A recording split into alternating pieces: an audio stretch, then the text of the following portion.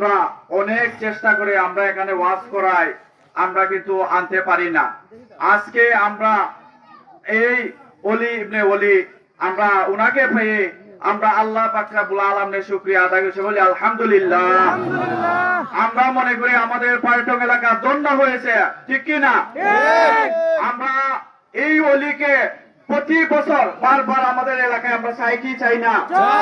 যদি আমরা প্রতি বছর এই অলিকে পেতে হয় তাহলে আমরা রিক্সা মার্কায় 12 তারিখ ভোট দিতে হবে। উনি এমন একজন মানুষ যার সারা জীবনে অন্যায়ের বিরুদ্ধে লড়াই করে গেছেন।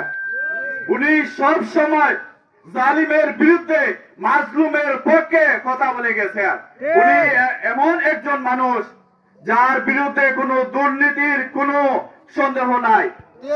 আমরা আল্লাহ পাক রব্বুল আলামিন বলেন ওয়াত্তাকুল্লাহা ওয়া কুনু মা'আস সাদিকিন, যে আপনারা আল্লাহ পাক রব্বুল আলামিনকে ভয় করুন এবং সত্যবাদী নেককার মানুষের সাথে থাকুন।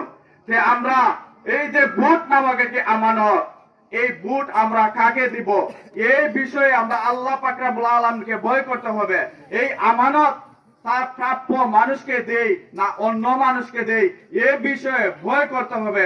আমরা আমাদের বুকে হাত রেখে বলতে পারি আমাদের একজন এমন এমপি পদ প্রার্থী রিক্সা মার্কা দাঁড়িয়েছে, যিনি আপনাদের সরকারি যে অনুদান আসবে 1 টাকাও উনার পকেটে ঢুকবে না, আরো উনার পকেট থেকে জনগণের জন্য উনি আরো দান করবেন। আমাদের এলাকা কৃষি প্রধান এলাকা, আমাদের অত্র এলাকায় সবজি চাষ হয়, কৃষি চাষ হয়। আমরা অনেক বিভিন্ন জিনিসের অভাবের কারণে আমরা ঠিক মতো কৃষি উৎপাদন করতে পারি না, বিভিন্ন পানির কারণে, বিভিন্ন যন্ত্রপাতির কারণে। আমরা আজকে আমরা আশাবাদী, যদি আমরা ভোট দিয়ে শেখ নূরে আলম হামিদীকে রিক্সা মার্কায় ভোট দিয়ে আমরা জয়যুক্ত করতে পারি, তাহলে ইনশাআল্লাহ আমাদের এই কৃষি এলাকা যত যাবতীয় জিনিস আছে ইনশাআল্লাহ উনি সহযোগিতা করে যাবেন ইনশাআল্লাহ।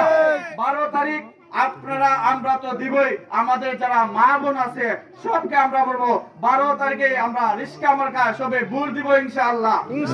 যদি আমরা ভোট দিয়ে জয়যুক্ত করতে পারি। আর